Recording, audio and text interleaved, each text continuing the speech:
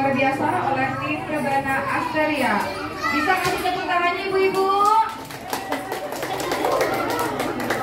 Terima kasih. Selanjutnya kita masuk pada acara inti yaitu ceramah oleh Bapak Ustadz Dadang. Waktu dan tempat kami persilakan.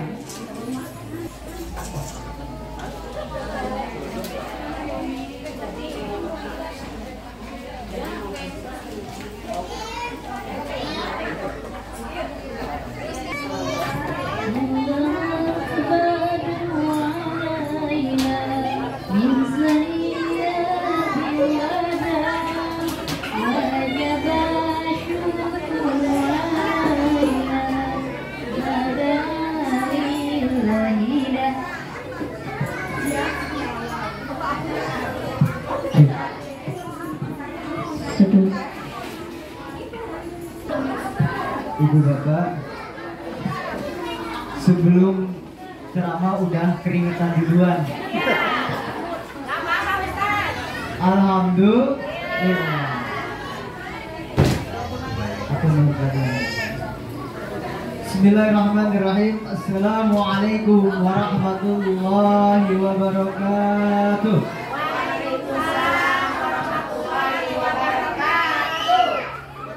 Assalamualaikum warahmatullahi wabarakatuh. Waalaikumsalam warahmatullahi wabarakatuh. Persediaan mau habis sepertinya. Sarapan ulang tahunnya sudah habis kayaknya. Iya, jadi iya Pak Ustadz. Sudah siang ya Bu ya. Sudah error perutnya ya. Alhamdulillah. Alhamdulillahilladzi waja'ala min ummati sayyidina wa maulana Muhammad sallallahu alaihi wasallam. Asyhadu an la ilaha illallah wahdahu la syarika lah wa asyhadu anna Muhammadan abduhu wa rasuluhu la nabiyya ba'da. Allahumma sholli wa sallim ala sayyidina wa habibina wa syafi'ina wa maulana Muhammad wa ala alihi wa sahbihi wa man tabi'ahum bi ihsani ila yaumiddin. Faqad qala Allah ta'ala fi kitabihil karim, a'udzu billahi minasy syaithanir rajim. Bismillahirrahmanirrahim.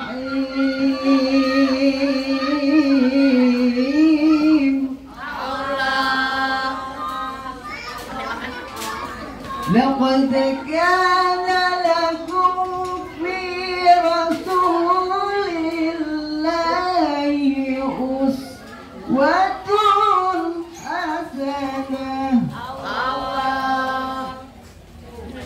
وقال أيضا والذين آمنوا وعملوا الصالحات وآمنوا بما نزل على محمد وهو الحق من ربهم غفر عنهم سيئاتهم وأصلح بالهم. Shadaqallahu al-Azim. Ibu bapak yang dirahmati Allah Subhanahu wa taala, yang sama-sama mengharap ampunan dan keridhaan dari Allah Subhanahu wa taala. Para pecinta baginda Nabi Muhammad Rasulullah sallallahu alaihi wasallam, yang saya berkeyakinan bahwa hadirnya kita di tempat ini akan menjadikan sebuah sebab. Segala bentuk apapun kesusahannya, insya Allah Allah akan rubah menjadi kemudahan.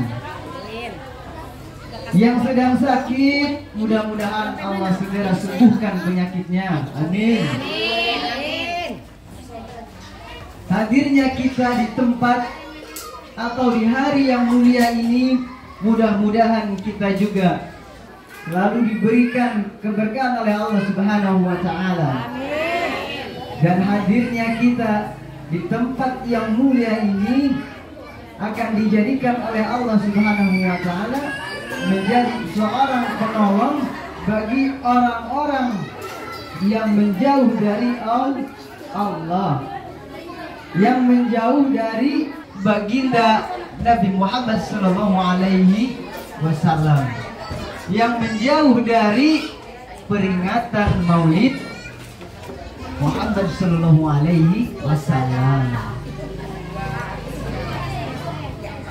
Untuk itu izinkan saya Al-Fakir untuk menyampaikan penghormatan kepada guru-guru kami, kepada orang-orang tua kami, Al-Mukarram wal Muhtaram Bapak Dr. Haji Syakir Sumali MH, Al-Mukarram wal Muhtaram Ummi Hajjah Iin, Al-Mukarram wal Muhtaram kepada Kepala Sekolah R. Al-Fari Bapak Alfi Syahrin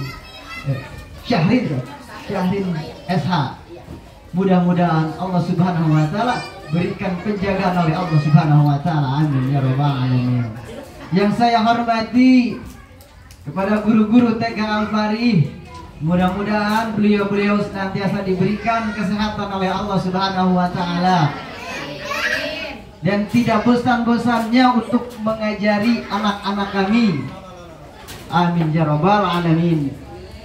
Yang saya hormati kepada para ustadz, para ustazah, para sesepuh, bini sepuh, para orang tua kami, dan semua yang hadir di tempat ini, bapak-bapak, ibu-ibu semuanya, yang mohon maaf saya Al-Fakir tidak bisa menyebutkan satu persatu, tapi tidak mengurangi rasa hormat Al-Fakir kepada ibu dan bapak semua.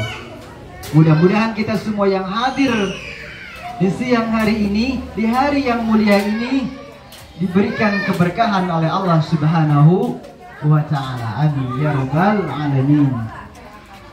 Yang pertama dan yang paling utama, mari kita sama-sama bersyukur kepada Allah Subhanahu wa ta'ala, yang mana saya sering menyebutkan atau sering kepada ibu-ibu atau bapak-bapak di gang saya, kita harus selalu bersyukur kepada Allah Subhanahu wa ta'ala, yang mana kita masih diberikan berbagai macam kenikmatan oleh Allah Subhanahu wa ta'ala.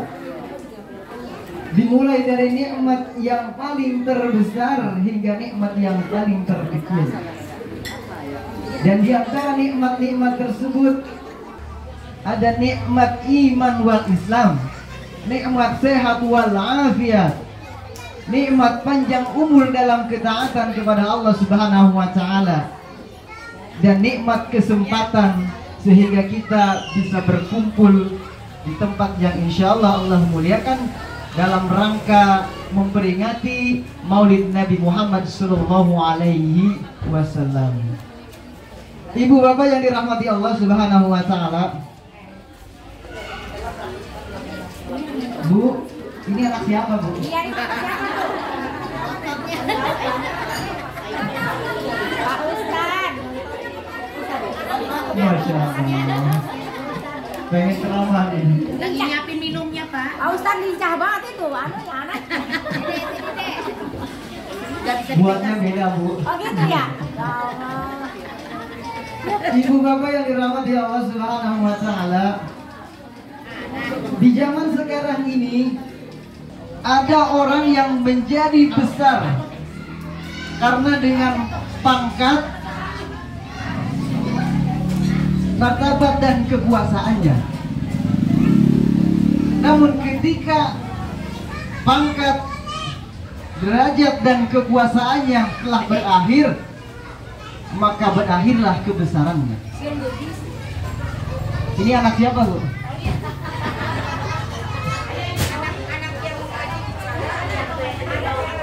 Ada orang yang menjadi besar karena dengan harta dan kekayaannya, sehingga ia menjadi besar.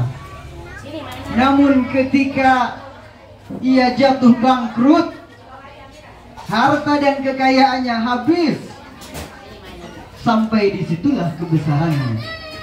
Tetapi berbeda dengan manusia pilihan Allah, manusia paling sempurna, manusia yang paling agung. Ia besar bukan karena harta dan jabatannya, ia besar bukan karena kekuasaannya, tetapi ia besar karena dibesarkan oleh Allah Subhanahu wa ta'ala. Ketika Allah Subhanahu wa ta'ala menjadikan seseorang itu besar, semua orang, bahkan banyak sekali orang ingin berusaha menjadikan orang tersebut kecil, tetapi tetap orang tersebut akan menjadi besar.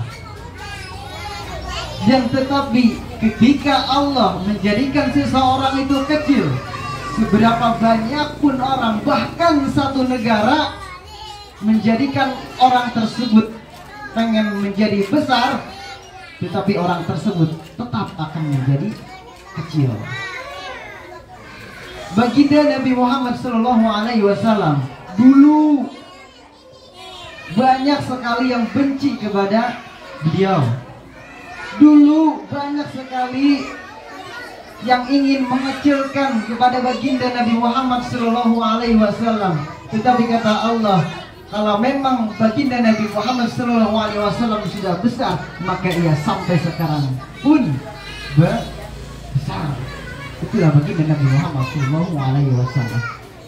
Maka dari itu sudah sepantasnya baginda Nabi Muhammad SAW itu dijadikan figur sama Allah, dijadikan contoh untuk kita semua, untuk semua umatnya di alam semesta ini.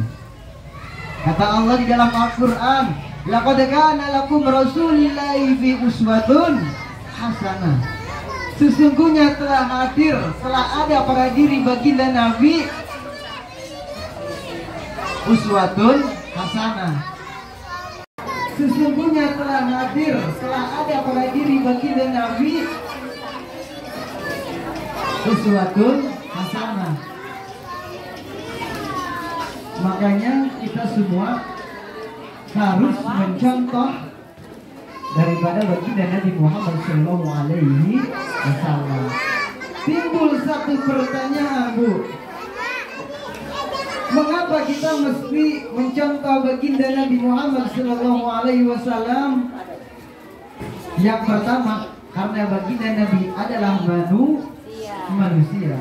Kita manusia, baginda Nabi adalah manusia. Jadi fair ya, Bu. Kita mencontoh dengan manusia. Kalau kita mencontoh kepada jin misalkan, kira-kira bisa nggak, Bu? Nggak bisa, Bu. Bisa kelihatan. Apalagi kita mencontoh dengan malaikat misalkan, nggak akan bisa, Bu. Karena baginda Nabi Muhammad SAW adalah manusia, maka kita pun manusia. Kita harus mencontoh dengan manusia. Bu, baginda Nabi tidur sama dengan kita tidur, betul? Tidurnya Nabi bertasbih, tidurnya kita ngorok, ya, Bu. Dengar aja susah banget kayaknya bangunnya, ya, Bu. Baginda Nabi dan kita sama-sama memiliki ludah. Ludah Nabi obat, betul. Dulu ketika Sayyidina Abu Bakar dipatuk oleh ular di Gua Tur, siapa yang mengobatinya? Yaitu ludahnya baginda Nabi Muhammad SAW. Coba kita bayangkan, ada orang yang dipatuk ular diludahi sama kita. Kira-kira gimana tuh yang dipatuk ular? Ada mau ngebanting kita atau gimana kayaknya itu? Bisa begitu. Ya. Kita sama-sama manusia, tetapi baginda Nabi adalah manusia pilihan Allah Subhanahu wa ta'ala. Ibu bapak yang dirahmati Allah Subhanahu wa ta'ala, ketika baginda Nabi Muhammad SAW di dalam keterpurukannya, Allah Subhanahu wa ta'ala ngomong kepada baginda Nabi, wahai Muhammad, apa yang kau inginkan? Apa yang membuat hatimu bahagia? Apa yang membuat hatimu tenang? Kata Allah, jikalau engkau menginginkan kekuasaan maka aku akan jadikan kau raja, kata Allah. Raja di raja, kalau bahasa sininya king of the king, ya Bu. Tahu king of the king Bu? King, king, bukan. King of the king, raja di raja, raja dari segala raja. Jikalau Muhammad engkau menginginkan harta dan kekayaan, maka Jabal Uhud akan menjadikan bukit emas. Bersedia dia akan menjadikan bukit emas. Nah, ini diceritakan nih di dalam kitab Berjanji. Jabal Uhud ini warawadatul bi an takuna lahu jahabal fahaba. Aku bersedia akan menjadi bukit emas, kata Jabal Uhud kepada baginda Nabi Muhammad SAW. Tetapi baginda Nabi menolaknya. Kira-kira Bu, kira-kira kalau kita ditawarin sama Allah Jabal Uhud dijadikan bukit emas, kemudian diberikan kepada kita, nolak apa nolak ini? Jangankan Jabal Uhud ya Bu, duit 100.000 aja nggak akan nolak, betul? Ini cerita nih Bu, cerita ini bener nih cerita Bu. Sayuran di toko Depsos lah misalkan ya, harganya 25.000. Di pasar Cikarang 23.500. Yakin Bu, saya yakin Ibu pasti milih belanjanya di Cikarang.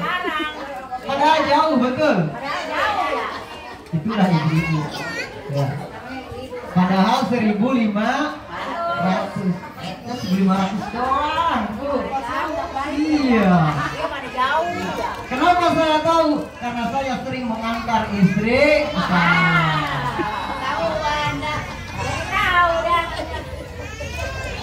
Itulah Bu, ibu-ibu.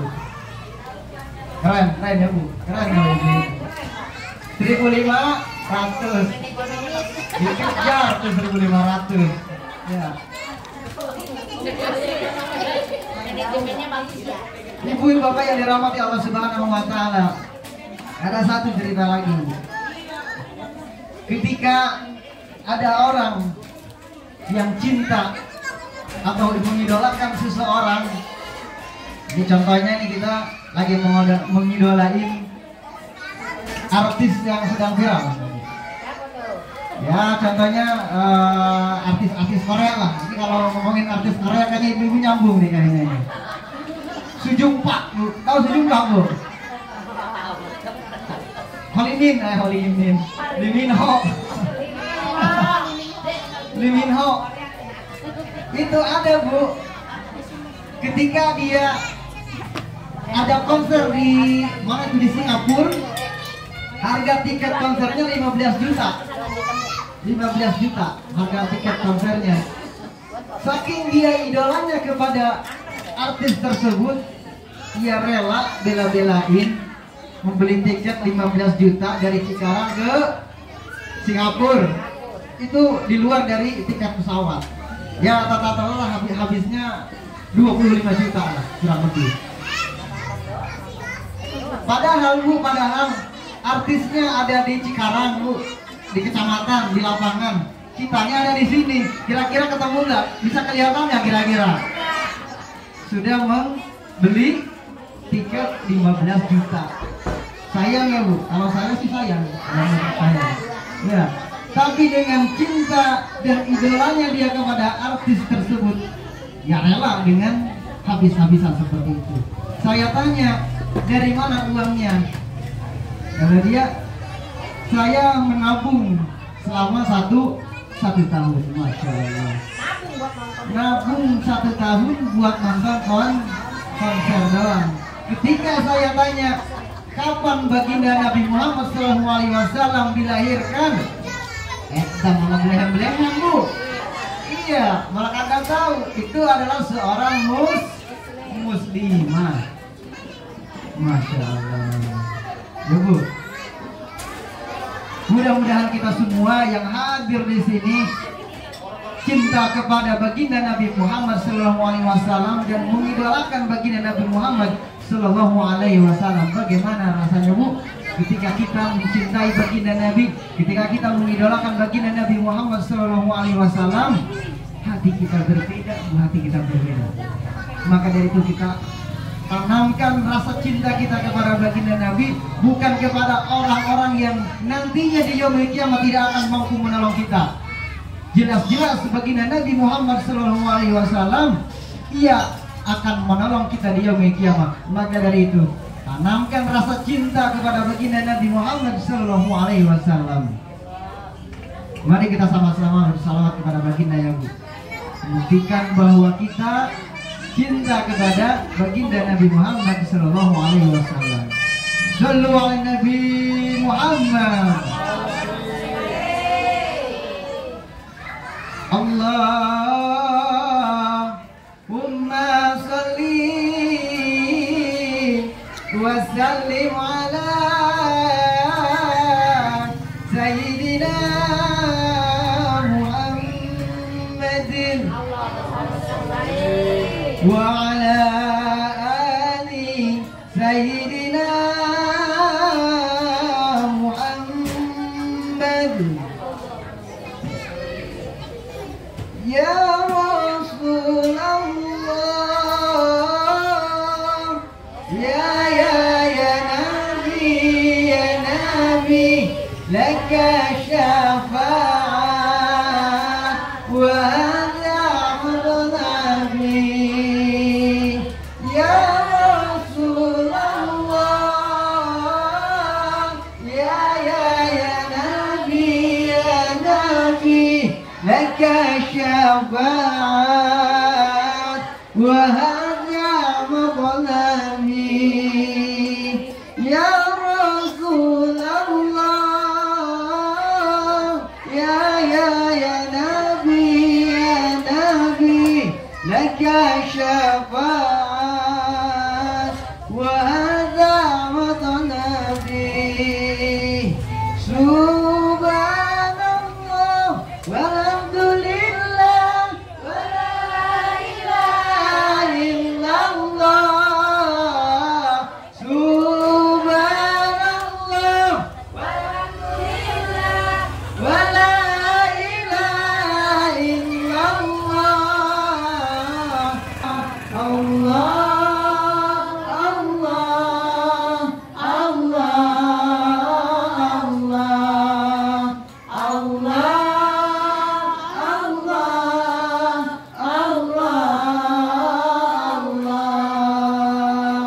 Allahumma salli wa sallim wa barik alaihi sallallahu Muhammad.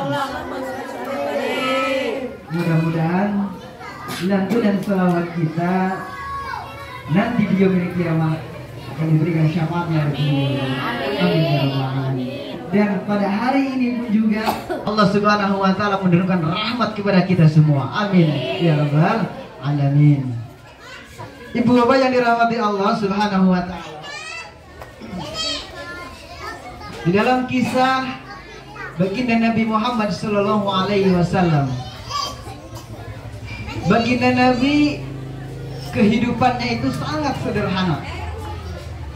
Rumahnya kecil loh baginda Nabi. Tempat tidurnya beralaskan pelepah pohon kurma yang terkadang ketika ia bangun tidur masih ada berbekas di dalam pipinya. Sarapan paginya 1 teguk air jam-jam, 3 butir kurma. Kita bagaimana sarapannya Bu? Nasi uduk jam 6, nasi goreng jam 8, ditambah roti. Nah, sarapan atau makan siang itu? Makan siang ya Bu? Ya. Dan ketika baginda Nabi Muhammad SAW di dalam kesederhanaannya tersebut, baginda Nabi ditanya sama Allah Subhanahu wa taala, "Ya Muhammad," kata Allah, "apakah engkau menginginkan wanita yang cantik?" Kata Allah, "supaya engkau senang atau bahagia di dalam hatimu?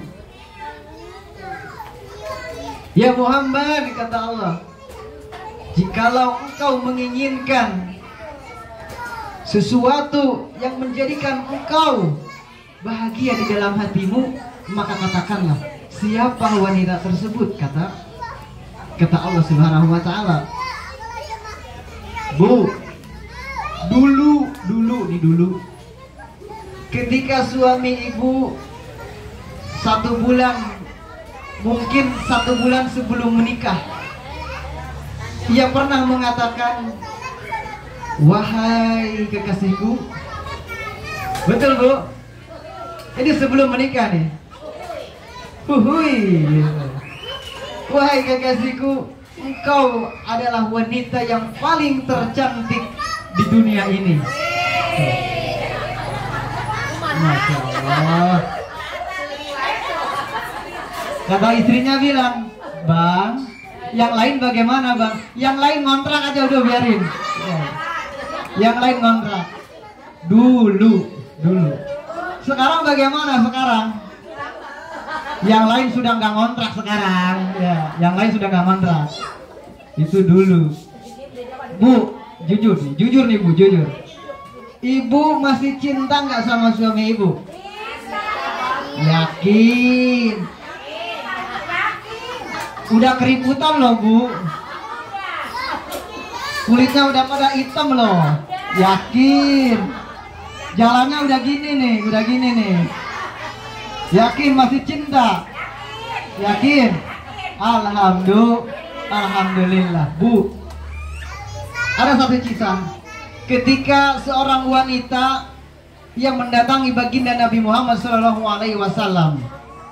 Kata wanita tersebut, ya Rasulullah, mengapa engkau mewajibkan jihad fisabilillah dan sholat Jumat itu kepada laki-laki? Apa kata baginda Nabi? Wahai para sahabatku, aku akan menjawab daripada pertanyaan wanita ini. Tolong dengarkanlah dan tolong sampaikan kepada seluruh wanita yang ada di penjuru dunia. Kata Nabi, engkau tidak perlu jihad fisabilillah, engkau tidak perlu sholat Jumat secara berjamaah ke masjid. Yang kau perlukan adalah jaga suamimu. Yang engkau perlukan adalah jaga kehormatan suamimu. Maka semua itu akan sama pahalanya dengan orang yang jihad fisabilillah dan sholat Jumat secara berjamaah. Enak ya kira-kira Bu? Enak Bu, nggak perlu jihad capek-capek ya, nggak perlu ke masjid sholat Jumat, nggak perlu. Cukup tinggal di rumah, jaga suami, jaga kehormatan suami. Kalau suami pengen apa nih kira-kira? Pengen makan, betul.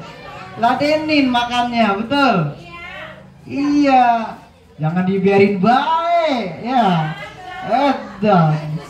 Iya. Gitu. Maka pahalanya sama dengan orang yang melakukan jihad fisabilillah dan sholat Jumat secara berjamaah. Bapak Ibu yang dirahmati Allah Subhanahu wa taala. Ini sudah jam berapa ya, Bu?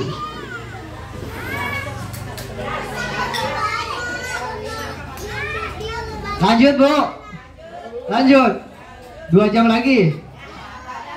Ya, Ibu aja yang di sini. Capek lah 2 jam mah. Makan. Ibu bapak yang dirahmati Allah Subhanahu wa taala. Ketika kota Mekah waktu itu sedang dalam suasana genting, para sahabat memutuskan untuk hijrah ke Madinah. Ya Rasulullah, kata sahabat, bagaimana kalau kita hijrah sekarang? Tetapi baginda Nabi Muhammad SAW belum saja memberikan perintah, karena apapun yang dilakukan oleh baginda Nabi itu menunggu wahyu dari Allah Subhanahu wa taala. Singkat cerita, Bu. Singkat cerita, baginda Nabi mendapatkan wahyu dari Allah Subhanahu wa taala.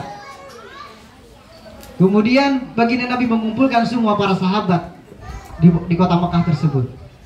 Lalu kata Nabi, wahai para sahabat, wahai saudara-saudaraku, sekarang kita akan hijrah ke Madinah. Tetapi engkau yang berangkat duluan. Kata sahabat, bagaimana aku bisa berangkat ya Rasulullah kalau engkau tidak bersama-sama kami? Kata sahabat, aku yang dikejar-kejar, aku yang akan dibunuh oleh para penjahat. Kalau bahasa sekarangnya penjahat itu. Kemudian engkaulah yang berangkat duluan, kata Nabi. Sampai segitunya baginda Nabi Muhammad SAW karena memikirkan keselamatan daripada sahabatnya. Singkat cerita, ia sudah ada di Madinah. Ketika baginda Nabi sudah berada di Madinah, ia sudah mulai sakit-sakitan. Baginda Nabi sudah mulai sakit-sakitan, sudah mulai batuk gitu ya. Dan di situ pula ketika Bilal mengumandangkan azan subuh. Setelah mengumandangkan azan subuh, para sahabat melaksanakan sholat sunnah. Dan setelah para sahabat melaksanakan sholat sunnah, ia menunggu baginda Nabi Muhammad SAW. Tak kunjung juga dia ke masjid. Kemana baginda Nabi? Padahal sholat subuh sudah mau dimulai. Lama-kelamaan Bilal menjemput baginda Nabi ke rumahnya, diutus oleh para sahabat. Ketika ia sampai ke rumahnya, ya Rasulullah, kata Bilal, sudah ditunggu sama para sahabat di masjid untuk melaksanakan sholat subuh berjamaah. Apa kata Nabi? Wahai Bilal, mungkin aku sedang sakit.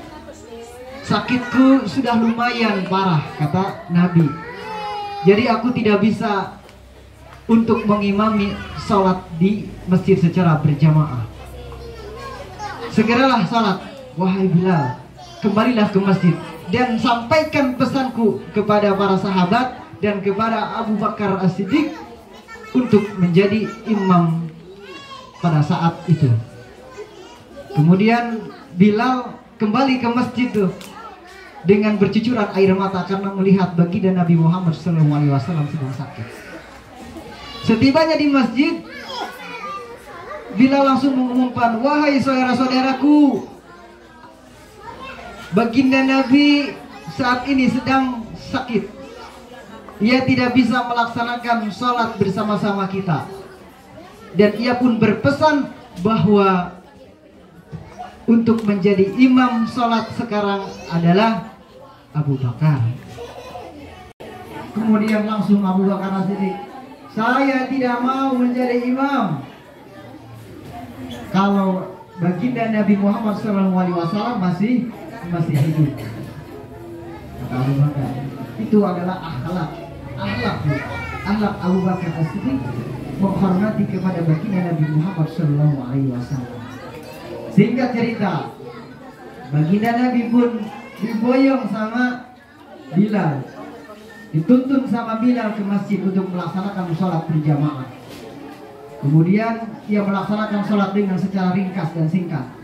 Dan ini mengajarkan kepada kita, kepada imam-imam yang ada di dunia ini, yang ada di kita misalkan, untuk kalau sholat itu tidak panjang-panjang, Bu. Ya, tidak panjang-panjang, karena harus melihat situasi dan kondisi yang menjadi makmum. Ada makmum yang berdirinya tegak, oh masih muda, ya Bu. Ada makmum yang udah ada sedikit goyong ini, ya 50-60 tahun lah, ya. Ada makmum yang ketika dia bangkit dari sujud, bukan Allahu Akbar, tapi dia megang pinggang. Aduh, Masya Allah, dia udah sakit tuh pinggangnya. Dan ada juga makmum ketika ia sujud lama, kepalanya cenut-cenut, ternyata darahnya naik darah dia. Nah, jadi untuk menjadi imam itu harus melihat bagaimana kondisi makmum yang ada di belakang. Itu baginda Nabi mengajarkan kepada kita. Contoh, ini kan kalau misalkan masuk ke bulan suci Ramadan misalkan, ini kan semua ibu-ibu, adik-adik semua, bapak-bapak, mau aki-aki semua hadir di masjid untuk melaksanakan salat tarawih. Di rakaat pertama, Bismillahirrahmanirrahim.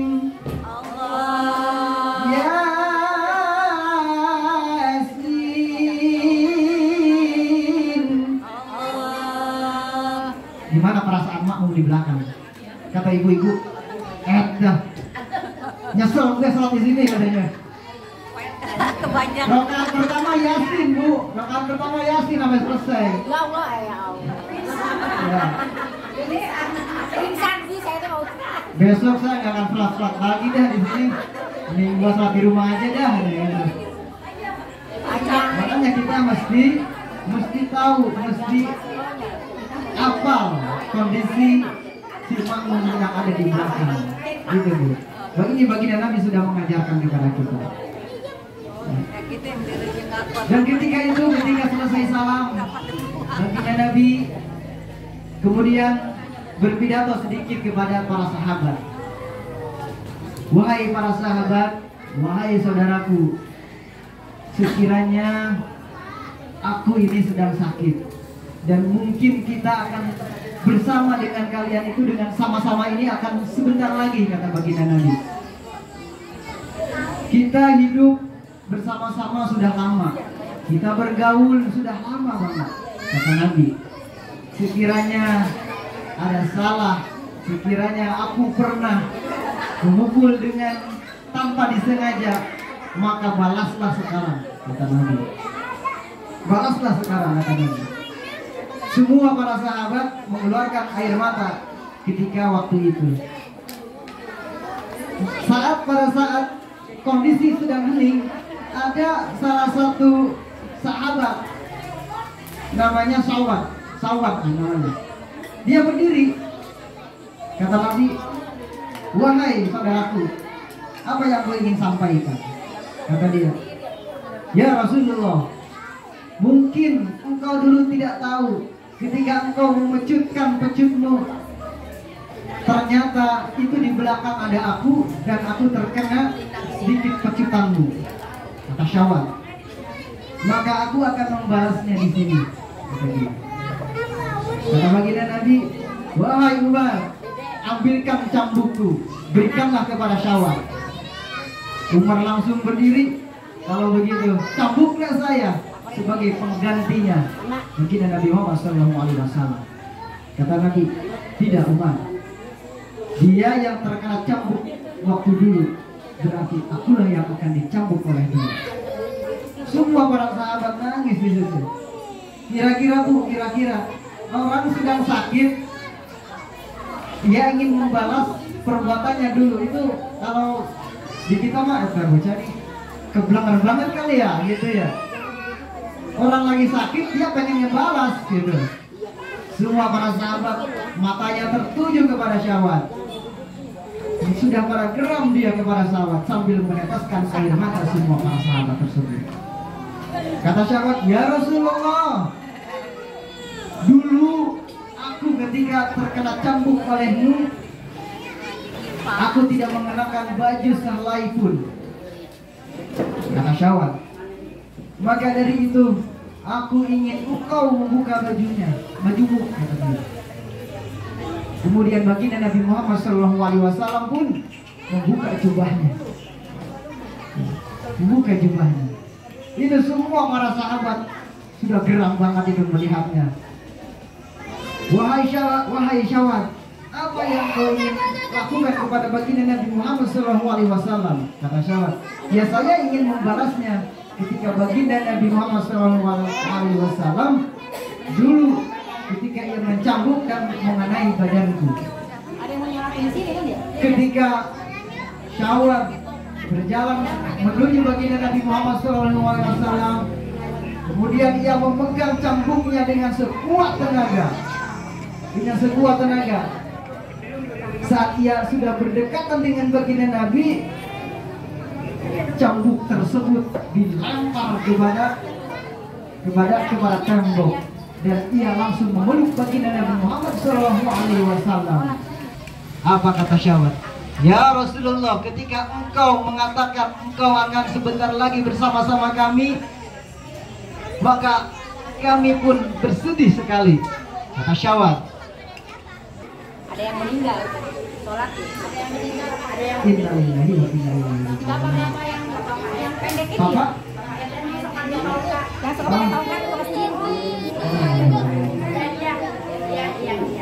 Iya. Ibu bapak yang dirahmati Allah Subhanahu wa taala. Ini disambung atau selesai? Selesai. Sudah selesai ya. Orang tua dari Bapak Devi RT 20 Bapak Masnya bin Tahril hari ini jam 10.30. Semoga almarhum meninggal Fatimah yang kini sudah ada tanda-tandanya. Amin ya Allah ya Rabbal alamin. Dan kita berjaya. Wassalamualaikum warahmatullahi wabarakatuh.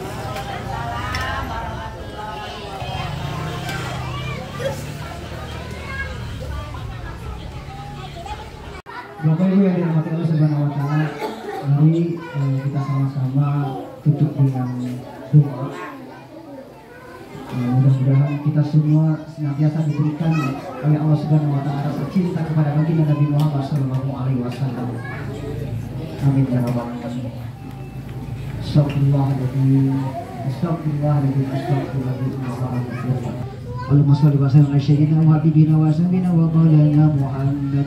وسلم على النبي صفات رسول الله جميع من يوالون. بسم الله الرحمن الرحيم. الحمد لله رب العالمين عما شئت يا دليل عما يكفي نعمه ويكفي مزيده. يا ربنا لك الحمد كما ينبغي لذلك الكريم وعليم السلطان.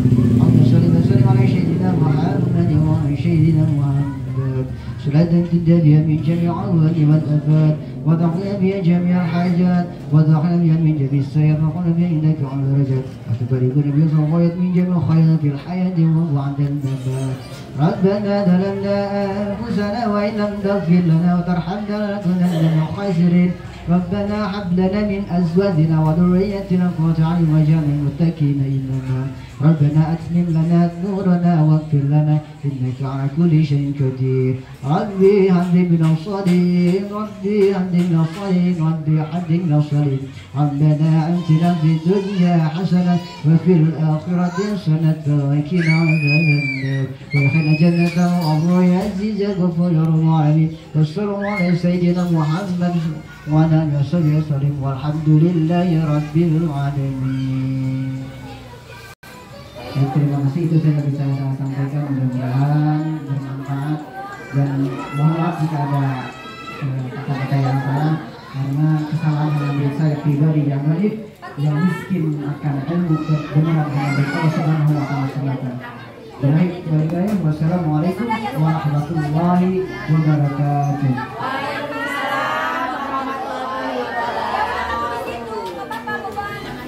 Terima kasih kepada Bapak Ustaz Dadan. Semoga apa yang disampaikan bermanfaat dan sebagai mendengarkan mendapatkan rahmat dari Allah Subhanahu wa taala. Amin.